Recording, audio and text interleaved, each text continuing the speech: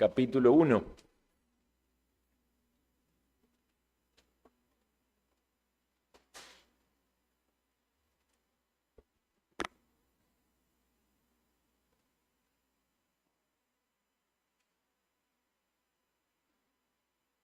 Vamos a leer desde el 1 al 8.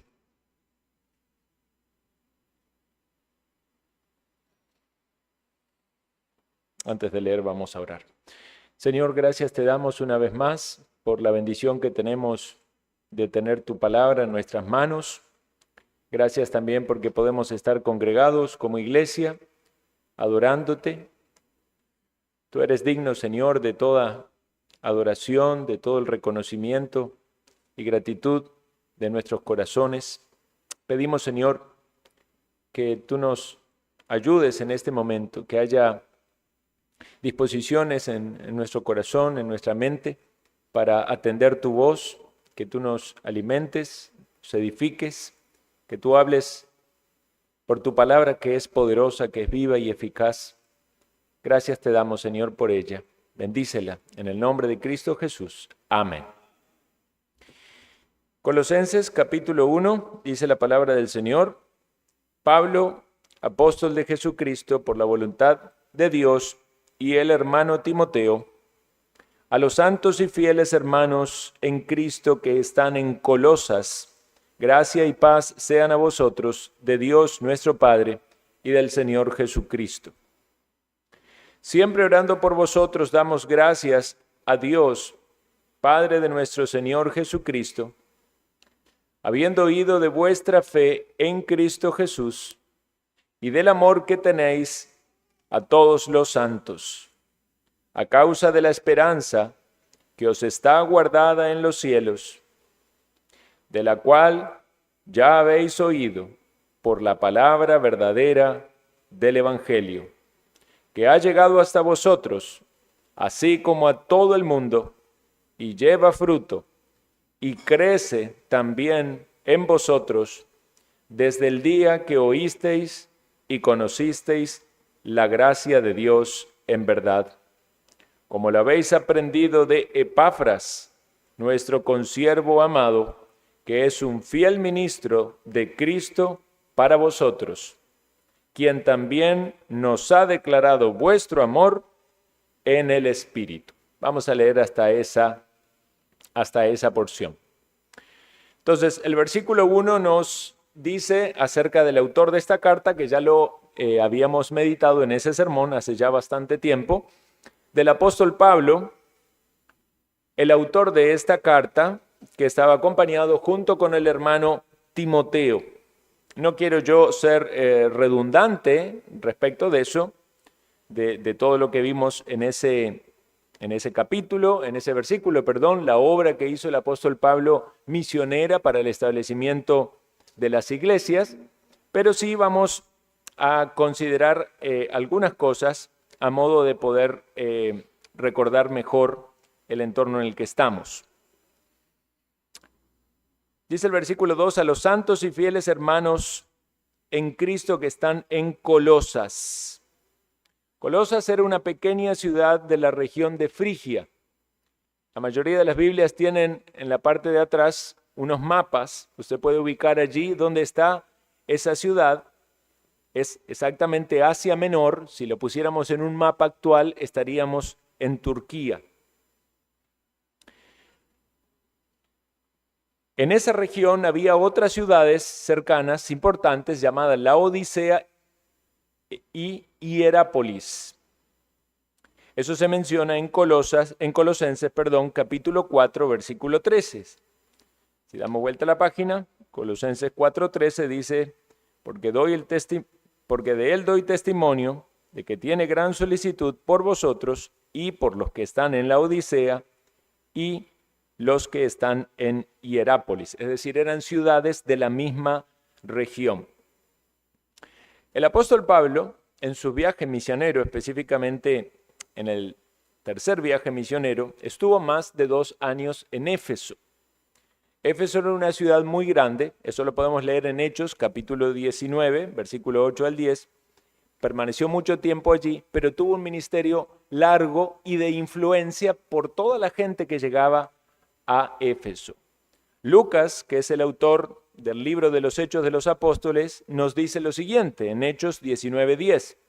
De manera que todos los que habitaban en Asia oyeron la palabra del Señor Jesús, así judíos como griegos. Entonces, vean el detalle de Lucas, inspirado por el Espíritu Santo, de mencionar que no solamente la gente que estaba en Éfeso oyó el mensaje del Evangelio y el servicio del apóstol Pablo en ese lugar, sino que gente de Asia llegó a Éfeso y oyó la palabra. Entonces el Evangelio se extendió por toda la provincia de Asia y ahí entra Colosas, esta ciudad, y también estas otras ciudades vecinas. Ahora, Pablo no fue a Colosas a llevar el Evangelio, sino que fueron personas que oyeron el Evangelio de boca de Pablo y lo llevaron a esa región. Y posiblemente el principal entre ellos fue Epafras, que se menciona en los versículos que leímos, en el versículo 7 específicamente. Así lo aprendisteis de Epafras, nuestro consiervo amado, que es un fiel ministro de Cristo para vosotros. Es decir, este hombre tenía el reconocimiento del apóstol de ser un ministro del Evangelio, alguien que había llevado el Evangelio y que estaba siendo respaldado por Dios, por el Espíritu de Dios. Posiblemente él fue aquel que llevó el Evangelio y trabajó en el establecimiento de esa o esas iglesias. Algunos sugieren que Epafras se convirtió bajo el ministerio del apóstol Pablo y volvió a su ciudad natal. Entonces, como lo leímos también en el 4:13, el testimonio de parte de Epafras o de las personas a las cuales él evangelizó se extendió a la Odisea y a Hierápolis. Ahora, ¿por qué decimos que Pablo nunca visitó Colosas? Porque en el capítulo 2, versículo 1, él dice lo siguiente: porque quiero que sepáis cuán gran lucha sostengo por vosotros y por los que están en la Odisea y por todos los que nunca han visto mi rostro. Entonces, aquí entendemos de que el apóstol Pablo no había llegado a esas regiones, pero sin embargo, la influencia de su predicación y su ministerio tocó esos lugares. A veces oímos de siervos a los cuales Dios ha utilizado de gran manera, mucho más en esta época, ¿verdad? Por medio de las comunicaciones, donde el Evangelio llega a lugares impensados y escuchan la palabra y hay fruto, pero estas personas nunca fueron allí. Bueno, hoy podemos atribuirlo mucho a los medios de comunicación, a los mensajes en internet, a la radio tiempo atrás. Pero en aquel entonces también el Evangelio se extendía, aún con el medio convencional de el boca a boca, de compartir el Evangelio y de dar testimonio y de llegar a otros lugares. Entonces el apóstol Pablo escribió esta epístola cuando estaba en Roma, posiblemente en los años 60-62, y lo hizo después de haber recibido noticias de Epafras acerca de la fe de estos hermanos, como así también posiblemente algunas referencias de los problemas que estaban enfrentando como iglesias. Había ciertas enseñanzas que eran peligrosas, una mezcla de judaísmo, ascetismo, misticismo, que vamos en su debido momento vamos a tocar cuando lleguemos a esos versículos, pero era necesario que el apóstol escriba y enseñe, instruya acerca de eso. Pero lo que tenemos aquí en el inicio de la carta es esta salutación de parte del apóstol, que es un saludo convencional que encontramos en las epístolas paulinas. Gracia y paz. gracia y paz sean a vosotros, de Dios nuestro Padre y del Señor Jesucristo. Gracias es la palabra griega charis, y paz es la palabra hebrea shalom, en griego es eirene. Lo interesante de esta combinación es que el apóstol Pablo estaba utilizando una palabra común en el griego para el saludo y una palabra común en el hebreo para el saludo. De modo que él estaba apuntando a los dos grupos de personas, más allá de que es una región de gentiles, pero de algún modo hablando de la unidad que hay en la iglesia de Cristo. Gracia y paz para vosotros.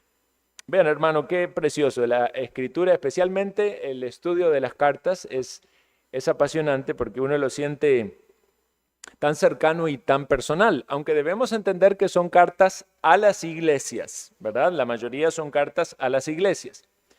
Pero perciban esta introducción. Primero el apóstol presentándose, reconociendo que es un siervo por voluntad de Dios, no es alguien que se está imponiendo, versículo 1, no, él no se autollamó apóstol, él tuvo un llamado del Señor. Fue el Señor que se le presentó en el camino, fue el Señor que lo derribó de su orgullo, fue el Señor que le perdonó los pecados, fue el Señor que lo tomó y le dijo que iba a ser un testigo para con los gentiles, un siervo que iba a llevar el mensaje, tenía que ser un heraldo del evangelio. Y entonces este hombre transformado por la gracia del Señor, junto con otros hombres dispuestos a servir, emprenden estos viajes misioneros para anunciar el evangelio. Y de repente, en muchas ocasiones se encuentran presos, pero están dispuestos a seguir sirviendo al Señor. Y aun cuando estaban sin posibilidad quizás de moverse para un lado o para el otro porque estaban presos, entonces están pensando cómo pueden bendecir a las iglesias y a los creyentes a los cuales antes habían tenido oportunidad de conocer. Vean qué dedicación, qué entrega para la obra. Ya eso nos exhorta, nos ministra, pensar que eran vidas completamente entregadas para la obra del Señor. Y entonces tenemos aquí en estas epístolas pastorales a Pablo y a Timoteo escribiendo desde Roma y saludando a estos hermanos con este título de santos y fieles hermanos en Cristo Jesús. Hermanos, somos santos en Cristo. Somos santos porque Él nos ha santificado en la salvación y también somos santos porque Él va transformando nuestras vidas. No podemos decir que estamos completamente santificados, pero sí podemos vernos a la luz de la palabra de Dios como santos. No somos inmundos, no estamos contaminados como aquellos que no tienen a Cristo. Somos santos. Este es un nombre que nos identifica y somos fieles. Somos fieles. Usted dice, oh, pero tantas veces soy infiel, tantas veces le fallo al Señor. Sí, es cierto, fallamos muchas veces. Como no somos completamente santos, tampoco somos completamente fieles. Pero en Cristo Jesús somos santos y fieles hermanos en Él. ¿Tenemos que seguir siendo santificados? Sí. ¿Tenemos que crecer en nuestra fidelidad al Señor? Por supuesto que sí. Pero tenemos algo en posición que hemos recibido del Señor. Y eso no va a cambiar. Usted es santo por lo que Cristo ha hecho en la cruz del Calvario. Él lo ha lavado, Él lo ha santificado y Él le ha dado a usted fe y fidelidad para seguirle hasta el final. Y noten el saludo, gracia y paz sean a vosotros, de Dios nuestro Padre y del Señor Jesucristo. ¿No necesitamos estas dos cosas, hermanos? Piense si no necesitamos gracia y no necesitamos paz. Más allá de la formalidad del saludo, es la palabra de Dios hablando en nuestros corazones. Necesitamos la gracia que viene de Dios. Su gracia, no solo en la salvación, sino día a día en nuestra vida. No hablamos de la importancia de los medios de gracia. ¿Por qué usamos esos medios? Porque necesitamos que la gracia llegue a nuestra vida. Ahora, es gracia, no la ganamos, no la negociamos, no hacemos algo como especie de trato con Dios, simplemente usamos los medios, los canales, los puentes por los cuales la gracia inmerecida de Dios viene a nosotros. ¿Y para qué necesitamos esa gracia? Para todo. Necesitamos la gracia de Dios para todo. Para vivir la vida cristiana, para servir a Dios, para cumplir nuestras funciones, para enfrentar las pruebas. ¿Qué le dijo el Señor a Pablo cuando tenía un aguijón en su carne? Bástate mi gracia. Para que sepamos que no se trata de nuestras capacidades, de nuestras virtudes, por más dones que tengamos, es la gracia de Dios en nosotros. Y debemos esforzarnos, sí, como el apóstol lo decía, se esforzaba mucho, más que todos, pero no yo, sino la gracia de Dios en mí. ¿Y no necesitamos paz? Claro que sí, necesitamos paz de Dios. Muchas veces nuestros pensamientos se enredan, muchas veces tenemos temores, preocupaciones por la vida, preocupamos por la salud, nos preocupamos por las situaciones económicas, nos preocupamos por el cuidado de la familia, de los niños, nos preocupamos por el futuro. Muchas veces no hay paz en nuestro corazón, en nuestra mente, quizás producto de nuestras ansiedades, de nuestra incredulidad. Necesitamos paz del Señor. El Señor puede guardar en completa paz aquel que en Él persevera, que en Él confía. Señor, guarda nuestros pensamientos en paz. Ayúdanos. Dice la Escritura que debemos pensar en todo lo que es bueno, todo lo que es puro, todo lo que es justo, todo lo que es honesto, todo lo que es de buen nombre. Y la paz de Dios guardará vuestros corazones y vuestros pensamientos en Cristo Jesús. ¿Necesita usted gracia?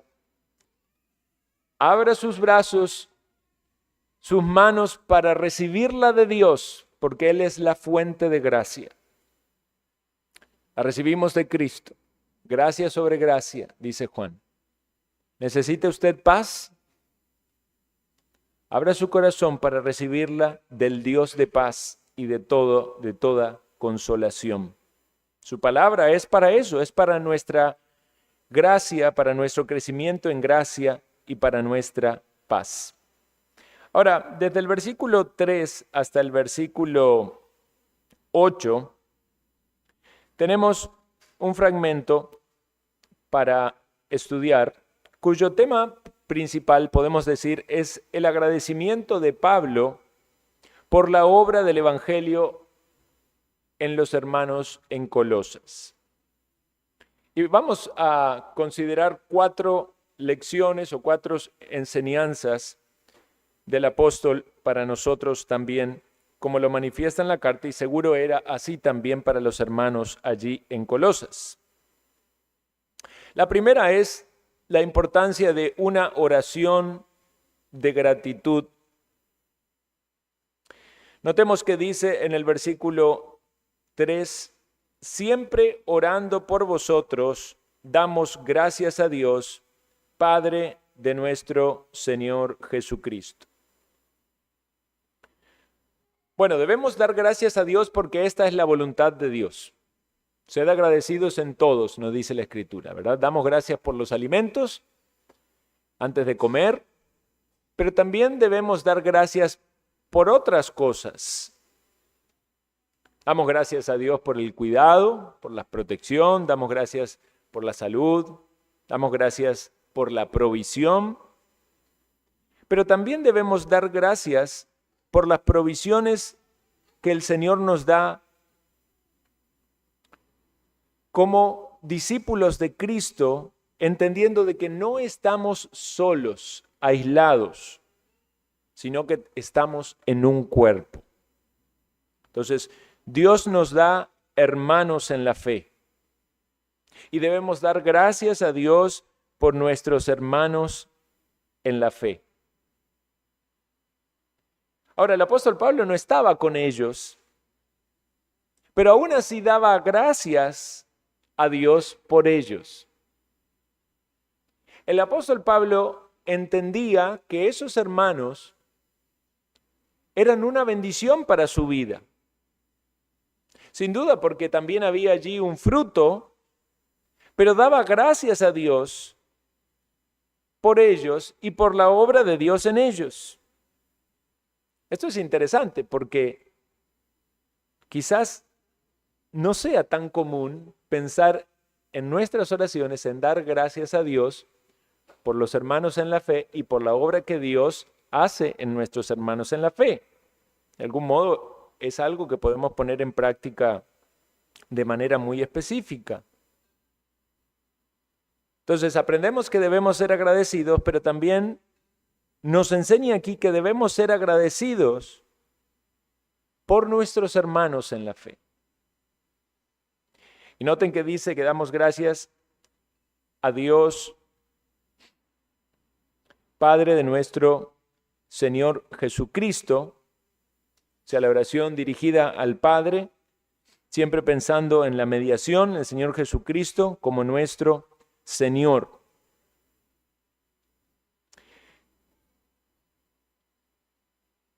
Pensemos entonces que esta oración de Pablo y sus compañeros, porque es plural,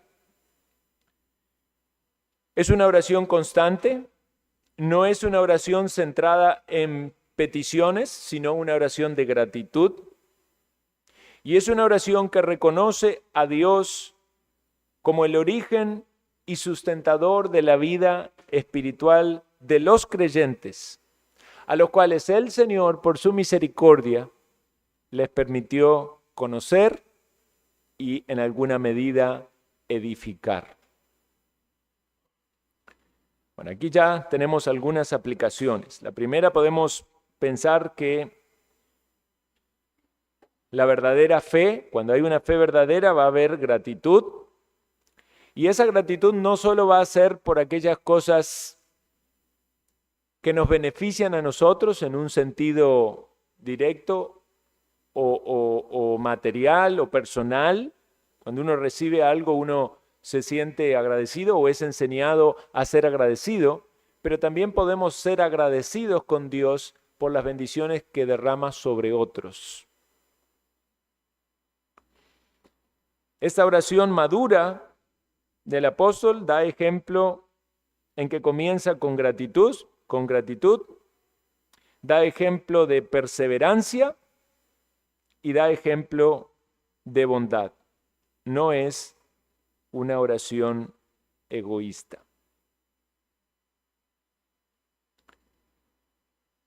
Hermanos, trabajemos en nuestra búsqueda de piedad personal, nuestra comunión con el Señor, en pensar en dar gracias a Dios por nuestros hermanos. El enemigo es muy astuto y nuestra carne es muy débil. Y es más fácil ceder a las tentaciones de Satanás de pensar en las debilidades de nuestros hermanos o en qué podemos criticarles, en lugar de pensar todo lo que Dios ha hecho ya en ellos y cómo ha habido fruto espiritual en sus vidas, lo cual trae gloria a Dios y trae bendición a la iglesia de Cristo y es un motivo para dar gracias. Ahora, si seguimos profundizando en este texto, vamos a ver cuáles son las evidencias particulares que el Evangelio causó en estos hermanos y que sin duda eran el mensaje que llegó a los oídos de Pablo y lo motivó a dar gracias a Dios, porque si a Pablo le llegaban noticias de que las cosas no andaban bien, como le pasó en otra carta, cuando en la iglesia de Corinto, recuerdan que él fue informado por los hermanos de Cloé que había en Corinto divisiones. No era un motivo de jactancia, era un más bien una necesidad de exhortarles y llamarles a la reflexión y a la madurez. Pero en este caso, puntualmente, él tiene palabras de elogio, no para la vanagloria de estos hermanos, sino porque está dando gracias a Dios por la obra de Dios, pero acerca de lo que ha pasado, cómo la gracia de Dios se ha manifestado allí en esa región y entre estos hermanos. Y entonces dice en el versículo 4 y 5, en la primera parte, habiendo oído de vuestra fe en Cristo Jesús y del amor que tenéis a todos los santos a causa de la esperanza que os está guardada en los cielos. Entonces aquí encontramos este set de tres elementos que se repiten en las epístolas paulinas con mucha frecuencia: fe, esperanza y amor. Notemos que en primer lugar aquí se menciona la fe, es decir, la confianza que habían depositado estos hermanos en Jesucristo como el Señor, como el Salvador. El apóstol Pablo oye de la fe en ellos, tenían fe en Cristo, ¿verdad? No fe como dice este mundo, si yo tengo fe de que me va a ir bien y me va a ir bien en este negocio, este otro, voy a prosperar o me voy a sanar. No, estamos hablando de una fe salvífica, una fe que es el medio por el cual la persona se acerca a Cristo y entiende que lo que Cristo hizo en la cruz obtiene para el que coloca esa fe salvación. No es que gana la salvación por la fe es el medio, la salvación viene por la gracia de Dios, pero en la experiencia el pecador arrepentido pone la fe en Cristo y de Cristo recibe la salvación. Y esa salvación viene acompañada de buenas obras. O sea, hay un cambio, hay frutos. Y esto nos pone en evidencia de que efectivamente ellos eran verdaderos creyentes porque no se quedó en una fe de palabras, sino que se reflejó en amor. El amor que tenéis a todos los santos. Vean, la iglesia del Señor es algo maravilloso, porque yo estoy seguro que si hubiera alguna otra razón por la cual pudiéramos estar juntos, supongamos que no estamos juntos porque esto es una iglesia, supongamos que estuviéramos juntos por afinidades, muy posible muchos de nosotros ni nos hubiéramos encontrado, ni tendríamos las mismas afinidades, ni intereses, ni quizás ni nos caeríamos bien o nos veríamos y más bien se cruza de acera. Pero ¿por qué estamos juntos? ¿Por qué hay un afecto especial que Dios ha puesto en nuestros corazones hacia personas que posiblemente somos distintas? Porque Dios nos ha unido en un cuerpo. Es una obra milagrosa, maravillosa. Dios ha dicho, ustedes los redimidos son el cuerpo de Cristo, Él es la cabeza.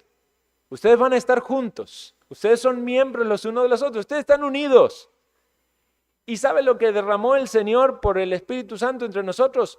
Amor. Es el amor de Cristo, es el amor de Dios derramado en nuestros corazones, lo que hace que podamos estar unidos más allá de una unión de localidad, de que estamos en el mismo lugar. Verdadero creyente tiene un vínculo de amor con otros verdaderos creyentes. Sí, sabemos que no es una experiencia perfecta, porque nuestro amor debe ser perfeccionado, porque hay pecado, porque hay todavía remanentes que muchas veces generan obstáculos en nuestras relaciones. Pero hay amor por los creyentes. Hay un amor real. Hay un amor genuino, hay un amor fraternal. Y usted seguramente ha experimentado en su propia vida que hay hermanos que le aman. Hay hermanos que se preocupan por usted, que quieren su bienestar, que quieren de algún modo ayudarle, servirle.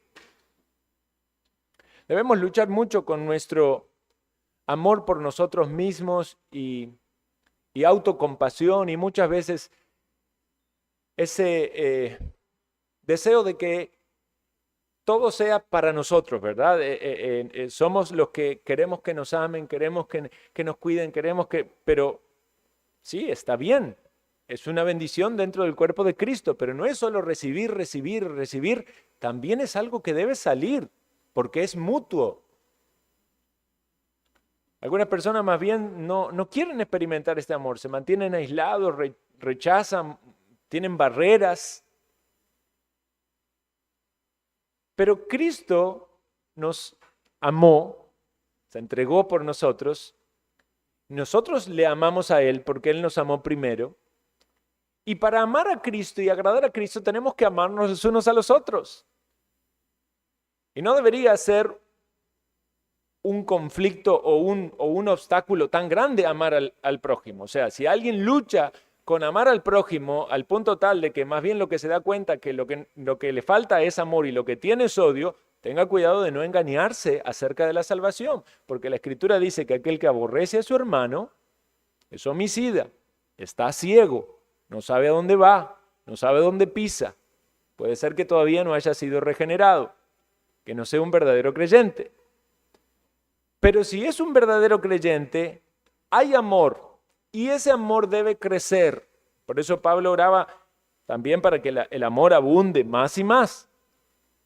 Pero Pablo está siendo testigo de que estos hermanos tenían amor para con todos los santos y entonces lo está poniendo aquí en la presencia de Dios como un motivo de gratitud.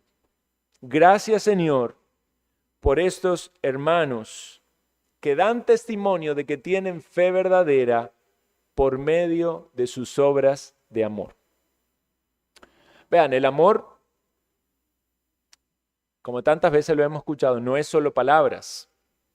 Sí, las palabras son bonitas y es necesario decirlas y es bueno que sean dichas, ¿verdad? Escuchar el te amo o el te quiero mucho es algo muy valioso para nuestras emociones, para nuestro corazón. Imagínense lo que sería una familia donde no se expresan amor, donde no se dicen te quiero, donde no se dicen un matrimonio que no se digan te amo. Bueno, nosotros somos una familia y no está mal expresar nuestro amor con palabras, pero tampoco debería ser algo tan trivial o liviano como una simple formalidad. Oh, cuánto los amo, pero solo una expresión de labios, como dice Santiago. No debería ser de palabra o de lengua, debe ser de hecho y de verdad. Y entonces tenemos que preguntarnos cómo se manifiesta el amor entre los hermanos. ¿Cómo se manifiesta el amor? El amor se manifiesta dando, ¿verdad? Porque la palabra nos dice que Dios amó tanto al mundo que dio a su Hijo unigénito. Entonces el amor se manifiesta en dar. Ahora, dar no necesariamente algo material. Puede ser algo espiritual, puede ser tiempo, puede ser atención, puede ser servicio. Entonces nosotros amamos cuando hacemos algo por el prójimo. Amamos cuando tenemos en consideración al otro. Amamos también cuando hacemos lo correcto porque estamos dando un buen ejemplo. Usted viene a la iglesia, usted puede decir, bueno, pero ¿de qué manera venir a la iglesia es amor? Bueno, porque usted está siendo fiel al Señor y está animando a otros a ser fiel al Señor. Si usted interactúa con los hermanos y quiere saber un poco de su vida, cómo fue su semana, cuáles son sus congojas, si usted se preocupa por ellos, si usted ora por ellos, como lo acabamos de ver, va a manifestar amor. Si usted quiere saber cuáles son sus necesidades y proveer para ellas, si hay algún servicio que se puede hacer, eso es amor. Hermanos, hemos experimentado el amor de nuestros hermanos. Yo estoy seguro que si usted se pone a meditar un momento, va a encontrar numerosas oportunidades donde sus propios hermanos, los que están aquí sentados cerca suyo, le han mostrado el amor de alguna u otra medida. Y eso es maravilloso. Mirad cuán bueno y cuán precioso es cuando los hermanos habitan en armonía. Es una bendición de Dios que estemos juntos. Es una bendición de Dios que el amor de Dios esté en nuestros corazones y que podemos expresarlo a nuestros coherederos en el reino de Dios. Ahora noten que dice que la fe y el amor era causa de la esperanza que estaba guardada en los cielos. Por supuesto que esto tiene una base en el Evangelio de Cristo Jesús. Tenemos una esperanza que es ver a Cristo, tenemos una esperanza de vida eterna, de estar con nuestro amado Salvador. Esa esperanza llegó a nosotros por la palabra verdadera del Evangelio. El Evangelio que tantas veces hoy en día está diluido o distorsionado, pero por la gracia del Señor nosotros lo hemos oído y comprendido y debemos estar agradecidos por eso y porque tenemos esa esperanza en los cielos. ¿Tiene usted esperanza? ¿Estar en los cielos? ¿Estar en la casa de mi Padre, dijo Jesús? ¿Estar en la casa, en las moradas preparadas para nosotros? ¿Estar con nuestro amado Salvador? ¿Está su esperanza puesta allá arriba y en las cosas eternas? ¿Está su vista puesta en Jesucristo, sentado a la diestra de Dios? ¿Están sus ojos puestos en las cosas celestiales o su mira puestas en las terrenales? Vean, el pueblo de Dios debe entenderse como extranjeros y peregrinos, y nuestra meta está allá y nuestra esperanza está allá. Donde esté tu tesoro estará tu corazón. Si tu tesoro está en las cosas terrenales, tu esperanza va a estar en las cosas terrenales. Si tu tesoro está en las celestiales, trabajarás por eso, vivirás por eso, y tu fe se manifestará con acciones con relación a esa esperanza que tienes en los cielos. Estar con nuestro Señor, adorar juntos, ya cuando seamos libres del pecado remanente y estemos en la presencia del Señor para siempre. ¿Tiene usted esa esperanza? Tenemos entonces una vez más estas tres virtudes: la fe dirigida y depositada hacia Cristo, el amor hacia nuestros hermanos y la esperanza en el cielo. Tres virtudes que resumen la vida cristiana y que se vuelven a citar en 1 Corintios capítulo 13, versículo 13, donde dice: ahora permanecen la fe, la esperanza y el amor. Estos tres, pero el mayor de ellos es el amor. ¿Y por qué el amor es mayor? Debemos preguntarnos, ¿por qué el amor es mayor? Bueno, Jesucristo nos dijo, la palabra de Dios nos dice que Dios es amor. Jesucristo es amor. Y sí, la fe es necesaria, el medio para la salvación, pero el día en que estemos en la presencia del Señor, la fe ya no va a ser más necesaria. La esperanza también nos alienta para llegar a ese día, pero cuando lo recibamos, ya no habrá nada que esperar. Pero el amor de Cristo, el amor derramado sobre nosotros, no cambia. El amor permanece para siempre porque Cristo no cambia, porque es su esencia, es amor. En los versículos 5 de la segunda parte y versículo 6 habla de el poder del evangelio en este mundo. Dice: habéis oído la palabra verdadera del evangelio que ha llegado hasta vosotros, así como a todo el mundo, y lleva fruto, y crece también en vosotros, desde el día que oísteis y conociste la gracia de Dios en verdad. Hermanos, el Evangelio es un mensaje. Creo que todos los tenemos claros, pero es importante recalcarlo una vez más. Un mensaje que se debe comprender, que se puede comprender intelectualmente, se puede entender. Es un mensaje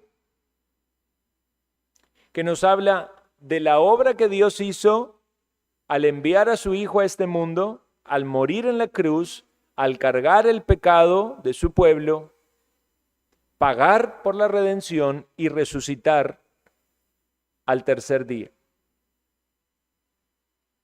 Eso es lo que usted debe comprender y entender intelectualmente. No estoy diciendo de que eso sea suficiente para la salvación, pero si eso es lo que usted puede hacer, usted puede entender eso. Hay gente que no conoce a Dios, no quiere a Dios y nada, pero puede entender eso. Bueno, básicamente usted tiene que entender eso. Luego usted necesita la gracia de Dios en su vida para que ese mensaje que está en su mente baje a su corazón y usted diga, ese pecador por el cual Cristo murió soy yo. Ese pecador por el cual Cristo pagó soy yo. Y usted pueda poner la fe en Cristo y decir, a mí me salvó. Yo tengo el perdón. Yo tengo la salvación. Esa seguridad y esa confianza viene por la obra del Espíritu Santo cuando hace que alguien nazca de nuevo y produzca arrepentimiento y fe. Hermanos, el Evangelio verdadero no es una filosofía humana. El Evangelio verdadero es un mensaje de Dios con un poder transformador. El Evangelio es un mensaje que va para todo el mundo, a toda criatura, dice el Señor, que se debe predicar. Y notemos que aquí dice, ha llegado hasta vosotros así como a todo el mundo. Bueno, el apóstol no está diciendo que el Evangelio ya había llegado a todo el mundo. Había llegado al mundo conocido en ese momento, a las regiones que ellos entendían que eran las más distantes, pero no estaba diciendo que en ese momento el Evangelio había llegado a América o a Oceanía o a otras regiones.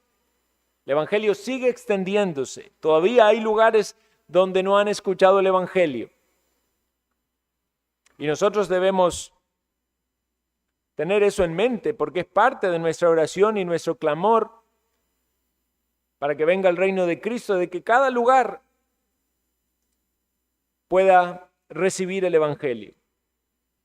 El Evangelio es un mensaje fructífero, transforma a aquel que lo recibe. Y el Evangelio crece, avanza. Recuerden lo que dice la promesa que está para la iglesia. Las puertas del Hades no prevalecerán contra ella. ¿Qué significa eso? No es la iglesia la que tiene las puertas cerradas y está a la defensiva. No es la iglesia la que ataca en el sentido de que va a este mundo y derriba las puertas y ni aún el infierno puede contener las personas que Dios quiere salvar. Dios tiene poder para salvar al más vil pecador. Entonces la iglesia local forma parte de esta gran obra mundial de evangelización. Es cierto que a veces algunos hacen campañas, hacen obras masivas de evangelización, pero debemos pensar que primariamente la tarea de la evangelización está en la iglesia local. No estamos diciendo que no haya que ir puerta por puerta o que no haya que hacer actividades evangelísticas al aire libre, pero aquí es primariamente donde anunciamos el evangelio.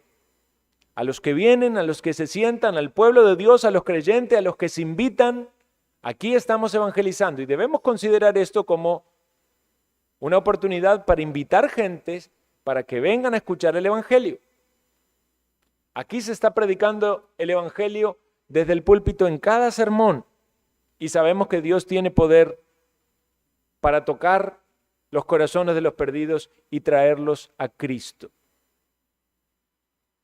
Es cierto que el Señor puede salvar a cualquiera en cualquier lugar, pero si usted empieza a hablar con muchas personas y a oír de su testimonio, Ciertamente la mayoría fue salvo a escuchar la palabra en una iglesia local. Es este lugar donde está prometida la presencia del Señor.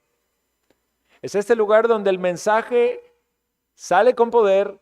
Y recuerda lo que dice el apóstol Pablo cuando habla a los corintios acerca de, en ese entonces, digamos, criticando eso de las lenguas, porque ahí dice hay mucho desorden, dice van a llegar los incrédulos, los indoctos, y van a decir están locos. Pero ¿qué dice cuando hay doctrina, cuando hay predicación, cuando hay entendimiento? Por todos es convencido, por todos es exhortado. Hay una obra especial del poder de Dios con su palabra. El testimonio de muchos es que después de mucho tiempo de estar en una iglesia, escuchando la doctrina, el Señor les salvó. Quizás no recuerdan el día, no recuerdan el sermón, no recuerdan el momento, pero saben que Dios les salvó.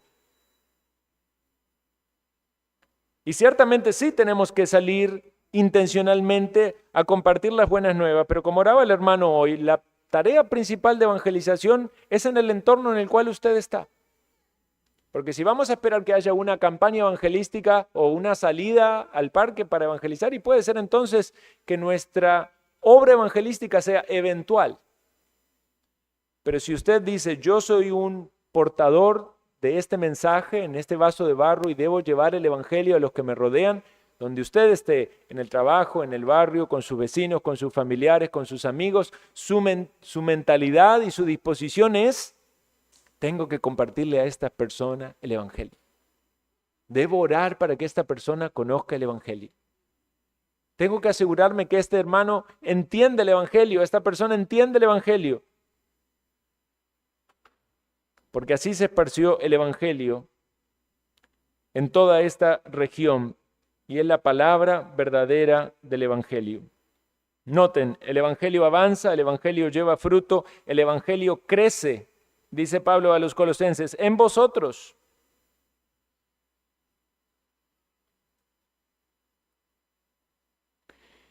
Y finalmente llegamos a versículos 7 y 8, donde tenemos el ejemplo de este instrumento humano que se llama Epafras. Como lo habéis aprendido de Epafras, nuestro consiervo amado, que es un fiel ministro de Cristo para vosotros, el cual también os ha declarado vuestro amor, nos ha declarado vuestro amor en el Espíritu. Epafras entonces fue el fundador y maestro fiel de esta iglesia. Su ministerio fue cristocéntrico y leal a Pablo. Mantuvo una comunicación confiable con Pablo al llevar las noticias del avance en la obra en Colosas y en las otras iglesias. Y su reporte resalta el amor de la iglesia y la obra del Espíritu Santo. Note que se menciona allí en el Espíritu. Es interesante pensar cómo Dios usa personas. Él llama a sus hombres para sus propósitos de distintos lugares, de distintas naciones. Los levanta a los obreros y los usa para llevar el mensaje. Debemos seguir orando para que Dios envíe obreros a la mies, como hoy escuchábamos. También los hombres deben pensar si no es un llamado del Señor para ustedes, si Dios les ha dotado o capacitado para ser un obrero. En cierta medida todos somos llamados a servir. Quizás algunos tendrán llamado ministerial, pastoral o diaconal. Cada cual deberá examinarse a la luz de la palabra de Dios los dones que ha recibido, los talentos que tiene y volcarlos al servicio del Señor sin restricciones. Pero ciertamente todos tenemos algo para ofrecer al Señor. En este caso el ejemplo es Epafras. Pero también usted tiene dones, tiene talentos y que deben ser puestos al servicio de nuestro Dios.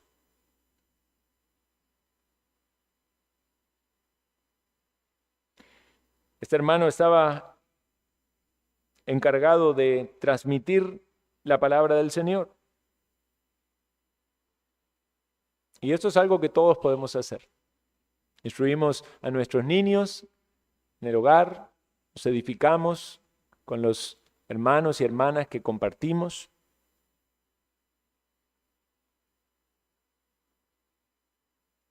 Note que era un consiervo amado, dice Pablo. Una vez más, el amor se filtra en estas relaciones fraternales. Y también dice que es un fiel ministro de Cristo para vosotros. Sin duda, Epafras tenía también alguna debilidad y alguna falla, pero era un fiel ministro de Cristo. Y eso es lo que necesitamos, hombres fieles, que estén dispuestos a servir al Señor, anunciar las buenas nuevas, apacentar al rebaño, a instruir con la palabra de Dios. Hombres que terminen su carrera bien. Ha pasado en este último tiempo que han muerto varios pastores o siervos del Señor. Recientemente mencionaba Luca en el último sermón, Bodhi Backham, un pastor, un misionero, muy comprometido con la obra. Partió de este mundo a los 59 años.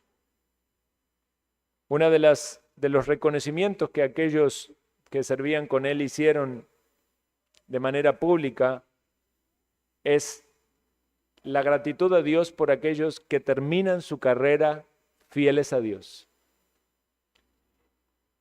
Hay muchos que no terminan la carrera, que se apartan en un momento, que niegan la fe que han creído, que rechazan los principios y la doctrina que sostuvieron. Y eso trae mucha tristeza y afrenta al Evangelio. Pero aquellos que terminan bien la carrera, traen un ánimo a la iglesia del Señor. Es un ejemplo, es un estímulo para seguir adelante. Quiere el Señor también obrar en nosotros para que terminemos así, lo cual requiere todo nuestro esfuerzo y dedicación. Debemos tener cuidado de no engañarnos a nosotros mismos. Debemos tener cuidado de no tener un cristianismo de apariencias. Hermanos, si queremos terminar fieles, debemos trabajar en nuestra integridad, en ser sinceros. Para esto es la iglesia del Señor, para edificarnos, para animarnos, para exhortarnos, para mostrarnos el amor, para experimentar el amor de nuestros hermanos. En medio de todo eso puede haber correcciones, puede haber exhortaciones, puede haber disciplina bíblica, pero lo necesitamos, porque esto es lo que Dios ha diseñado para perfeccionar a los santos, para que su iglesia sea santificada, para que el evangelio avance, para que el nombre de Cristo se extienda en este mundo, para que Él sea glorificado. Y como leíamos hoy a la mañana, Él va a presentar una iglesia gloriosa, santa, sin mancha, ante su presencia. Vemos entonces en estos primeros versículos de esta preciosa carta la gratitud del apóstol Pablo al orar, el triple testimonio de la obra del Evangelio en los hermanos en Colosas, la fe, la esperanza, el amor y la esperanza. Vemos el poder del Evangelio y su extensión, y vemos también el ejemplo del servicio en este hermano llamado Epafras. Quiere el Señor ayudarnos a reflexionar sobre esta palabra y considerar todas estas cosas en nuestra vida personal, nuestra gratitud, nuestra oración, los frutos en nuestra vida del Evangelio, el compromiso para anunciar las buenas nuevas y la disposición para servir al Señor con fidelidad. Oremos.